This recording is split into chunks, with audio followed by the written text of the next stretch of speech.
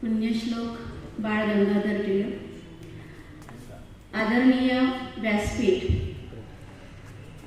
आजच्या सत्कारमूर्ती doctor Sunanda madam, त्यांच्या मातोश्री आणि इथे उपस्थित असणारे सर्व बंधू भगिनी, मी आणि सुनंदा आम्ही एकाच वर्षी लागलेला. त्यावेळेला आमचं कॉलेज म्हणजे सायन्स दुपारी असायचं आणि आर्ट आणि कॉमर्स सकाळी राहायचं. त्याच्यामुळे मॅडम्सला बघण्याचा योग मला कधी आलेलाच नव्हता. व्याख्यानमालेच्या निमित्तानं पहिल्यांदा मी मॅडमला भेटली. त्यावेळेला या ठिकाणी सतरंजा टाकायचे आणि सतरंजीवर आम्ही बसलेलो. त्यावेळेला मॅडम माझ्यासोबत पहिल्यांदा बोलल्या, अरे मी असं ऐकलं की तू खूप झोपते म्हणून. मला आश्चर्य वाटलं आणि काय बोलावं मला काही सुचलंच नाही. असंही वाटलं की जरा जास्त शिस्त आहे म्हणून मी तिला थोडीशी टाळायची. त्यानंतर आम्ही आर्ट सायन्स कॉमर्स सोबतच आलोय आणि त्यावेळेला सुद्धा सुनंदा कधी स्टाफरूममध्ये येतच नव्हती. आली की अगदी पटक पटक करत अगदी आपल्या डिपार्टमेंटला निघून जायची. तेव्हाही मला असं वाटायचं किती शिष्ट आहे, बघत सुद्धा नाही, बोलत सुद्धा नाही.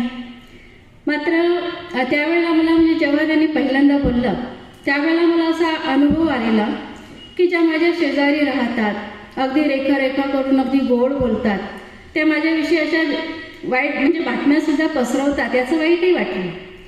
सुनंदा आणि मी, आमच्या दोघींचा ओरिएंटेशनसाठी नंबर लागलेला होता पुण्याला आणि त्यावेळेला आम्ही दोघी सोबत गेलो.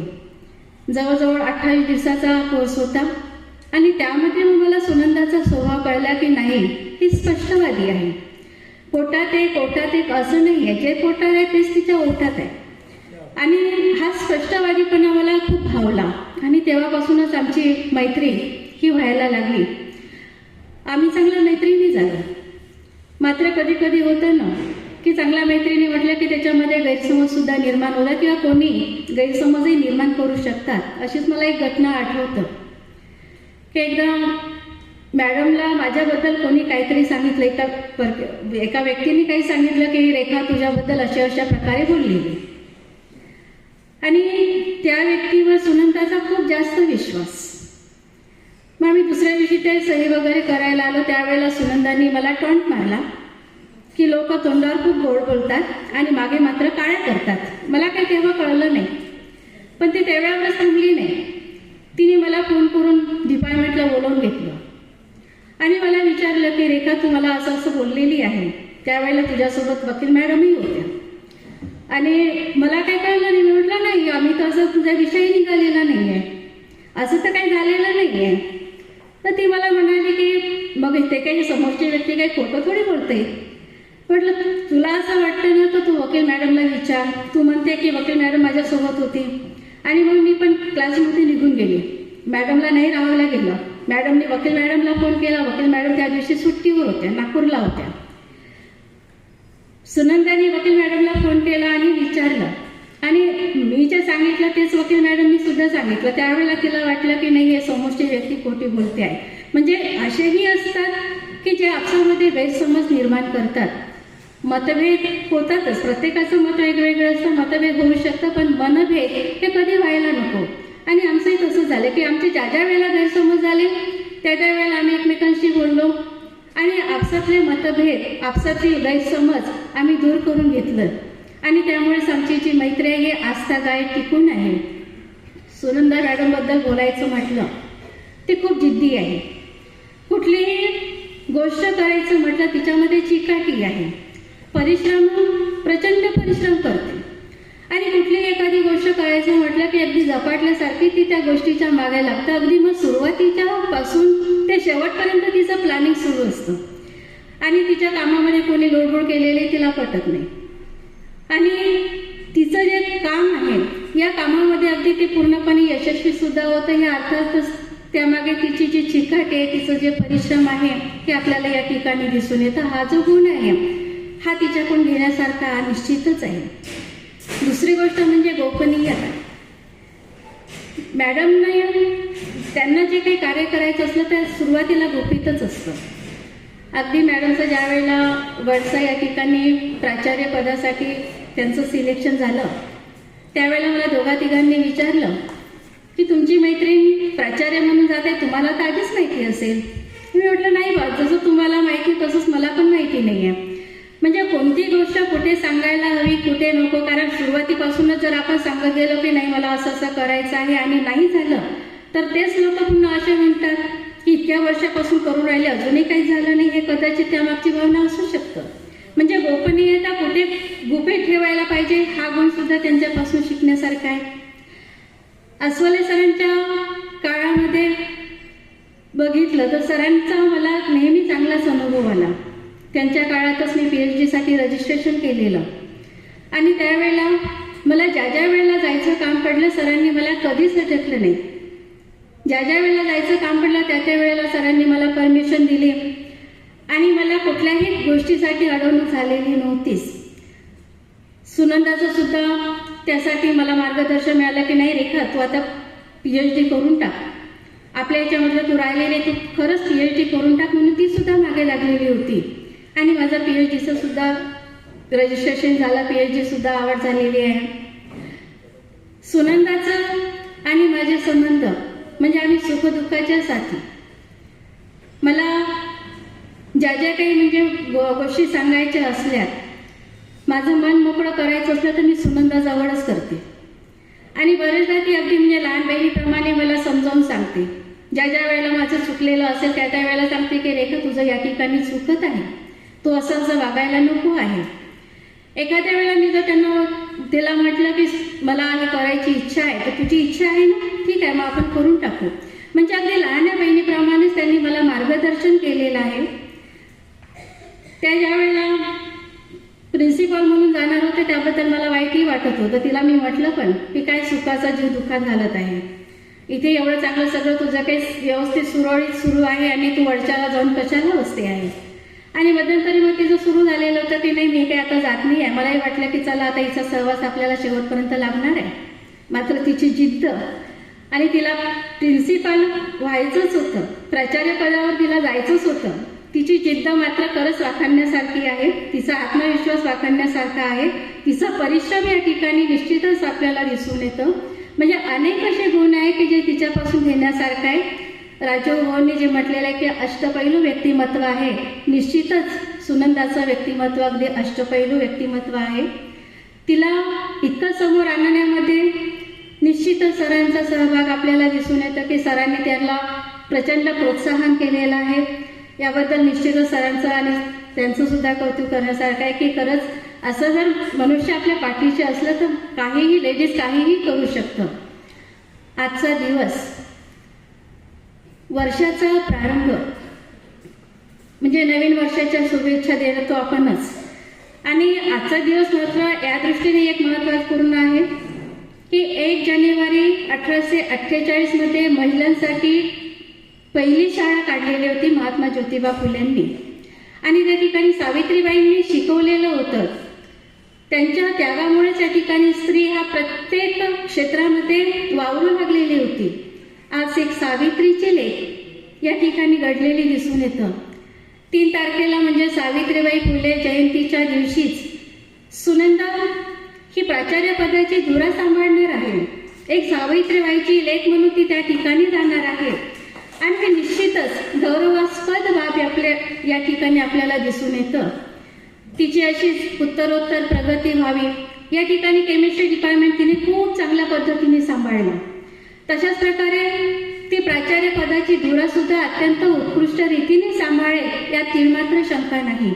निश्चितच ती सर्वांची लाडकी प्राचार्य म्हणूनच त्या ठिकाणी नावारूपास येणार आहे हे मात्र निश्चितच.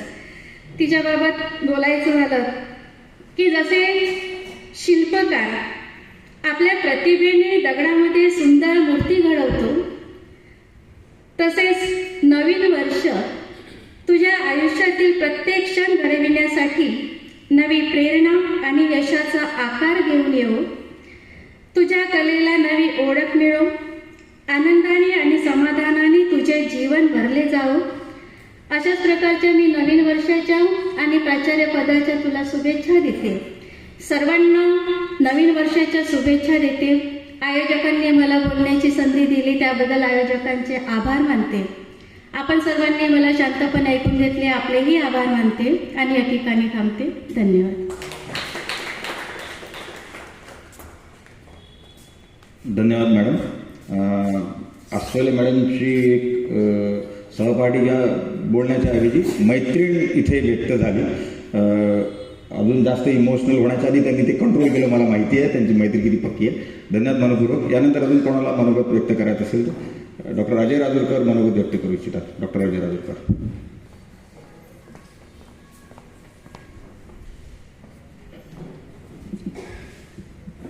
मुन्ने श्लोक.